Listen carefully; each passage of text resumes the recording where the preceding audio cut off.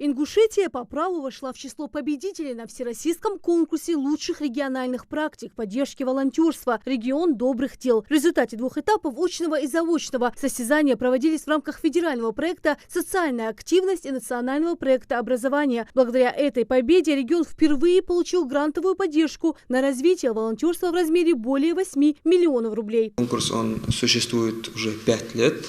За это время были много попыток участвовать, выиграть, но только в 2022 году у нас наконец-то получилось получить софинансирование, субсидию на реализацию наших идей.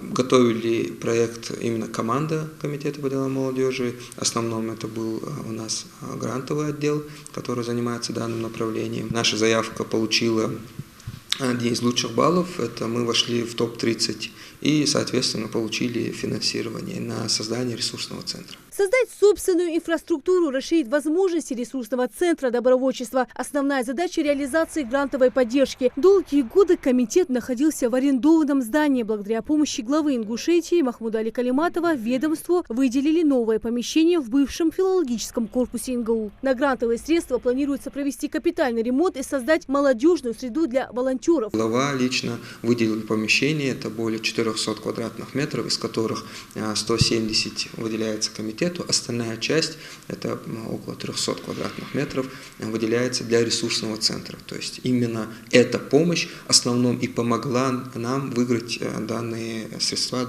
на данном конкурсе. Мы рассказывали экспертам, что у нас уже есть помещение, его необходимо ремонтировать, и чтобы это было таким точкой кипения, куда молодежь, волонтеры могли собираться и реализовывать свои идеи, участвовать в мероприятиях. Грантовая поддержка будет разделена на 1 крупный и 3 маленьких проекта. На создание в новом помещении ресурсного центра добровольчества планируют направить 6 миллионов. Помимо ремонта закупят оборудование, мебель и технику, а также уделять внимание созданию новых рабочих мест. В ресурсный центр трудоустроит 6 человек из числа активной молодежи. На этот год запланировано множество мероприятий. Ряд мероприятий направлен на увеличение численности волонтеров на территории Республики Ингушетия, подготовку к волонтерской деятельности, соцпроектированию, также и патриотическое воспитание молодежи и детей. Также это средство будет направлено на обучение волонтеров. То есть у нас в проекте делится несколько этапов. Это «За спасибо», волонтеры как образ жизни, это где они приходят к нам, мы их обучаем, уже объясняем более подробно, что такое волонтерство, подготавливаем их к волонтерской деятельности.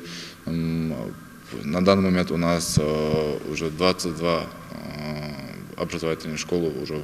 Также в ресурсном центре появятся площадки для реализации волонтерами собственных интересных проектов, которые принесут большую пользу республике. В Ингушетии на сегодняшний день добровольческую деятельность осуществляют почти 5000 человек. Грантовая поддержка поможет ресурсному центру добровольчества довести эту цифру до 10 тысяч. Добровольцы Ингушетии выполняют важную миссию по оказанию помощи гражданам, участвующим в патриотических мероприятиях. Собирают помощь участникам СВО, семьям мобилизованных. Ну а грантовая поддержка позволит сделать еще больше добрых дел. Рина Сычева, Асхаб Белакиев, Новости 24.